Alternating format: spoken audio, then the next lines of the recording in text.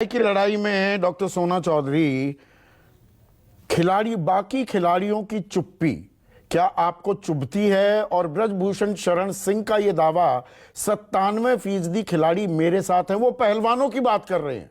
पहलवानों में भी कुछ लोग हैं, 3 बड़े चेहरे हैं, बजरंग, विनेश और साक्षी। बाकी भी वहां पहलवान हैं, वो भी इंटरनेशनल प्लेयर्स हैं, पर वो दो ढाई दर्जन के करीब हैं। बाकी सब खामोश हैं। ये मजबूरी है या उन्हें एतबार नहीं है, भरोसा नहीं है इन आरोपों पर? संदीप भाई, ये देखिए, ये 2002 का लिखा हुआ पहला उपन्यास है और ये दूसरा उपन्यास है, गेम इन गेम। खेल।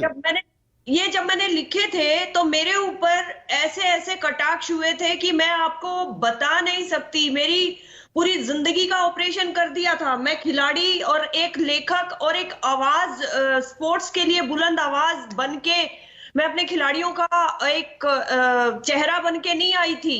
मैं एक शोषित लड़की बनके आई थी। मेरा खिलाड़ी होना एक बहुत बड़ा मेरे लिए ऐसा टैग हो गया था कि आप यकीन करेंगे, 15 साल मैंने किसी को ये नहीं बोला कि मैं इंटरनेशनल प्लेयर हूं। क्यों?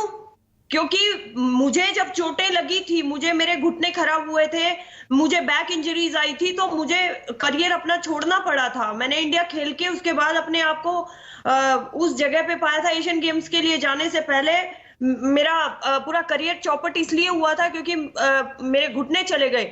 मैंने आवाज उठाई, खाने के लिए आवाज उठाई, किट के लिए आवाज उठाई, सिस्टम के लिए आवाज उठाई, रख रखाव के लिए आवाज उठाई। कंसेशन, रेलवे कंसेशन जो हमें 75% मिलता है, वो पूरा का पूरा जब्त कर लिया जाता था। जेब से मैंने टिकट खरीद के मैंने खेला है। मेरे पेरेंट्स ने बहुत सारी जगहों पे भेजा।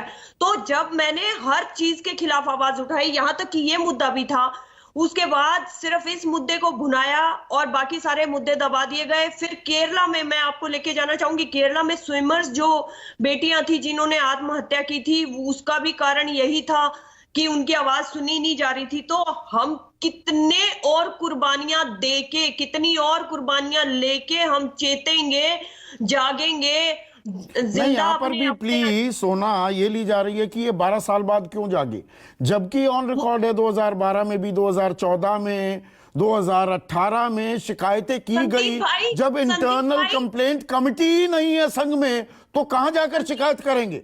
संदीप भाई, 98 में मैंने इंडिया खेला था एशियन गेम्स के लिए। मैं वापस लौटी थी चोट खा के, और उसके बाद 2002 में मैंने अपना पहला उपन्यास लिखा था। क्योंकि डिप्रेशन होता है खिलाड़ी को, बहुत बहुत ज्यादा डिप्रेशन होता है, क्योंकि जब वो पीक पे होता है ना, तो वहां पे सब उसको पूछते हैं। उसके बाद जब वो अपनी समस्याएं बताता है तो सारे दरवाजे बंद हो जाते हैं। मैंने बोलने की कोशिश की, बताने की कोशिश की, किसी ने सुनवाई नहीं की। उसके बाद मेरे पास माध्यम एक ही था कि मैं लिखूं, और मैं जहां से बोल सकती हूँ उस प्लेटफॉर्म से बोलूं। ये सिर्फ आपकी बात नहीं है। मेरा सवाल सोना जो था, बाकी खिलाड़ी चुप क्यों हैं? आप तो बोले, कृष्णा पूनिया बोल रही हैं, बाकी खिलाड़ी क्यों नहीं बोल रहे?